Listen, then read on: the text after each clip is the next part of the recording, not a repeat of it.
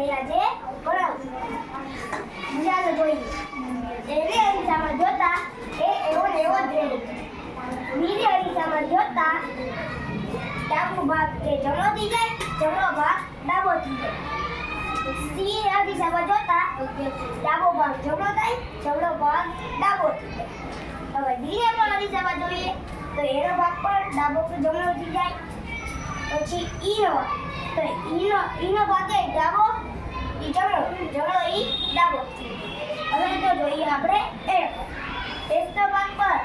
ડાબો હોય જમણો થઈ જાય જમણો હોય ઈ ડાબો થઈ જાય હવે આપણે જોઈશું જી જી પણ એવું જ છે ડાબો ભાગ જમણો થઈ જાય જમણો ભાગ ડાબો થઈ જાય હવે આપણે જોઈશું એ ફાળીમાં જોતા પણ કેવું દેખાય તો એને જોઈએ તો એ ઉલટો દેખાય છે અને બી ને જોઈએ તો બી તો એવો ને એવો જ રહે છે હવે સી ને જોઈએ એવો ને એવો જ રહે ડી ને જોવી એવો જ રહે ઈ ને જોવી એવો ને એવો જ રહે એફ ને જોવી તો ઉલટું થઈ જાય છે હવે જોઈએ આપણે જી તો જી ને જોતા પણ એ ઉલટો થઈ જાય છે એફ ને જોઈએ તો એ બરાબર જ રહે છે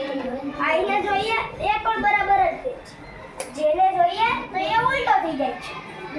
હવે કે ને જોઈએ તો કે સીધો જ રહે એ ને જોઈએ તો એ ઉલટો થઈ જાય ચાલો તો આજનો આપણો વિડિયો છે પૂરો।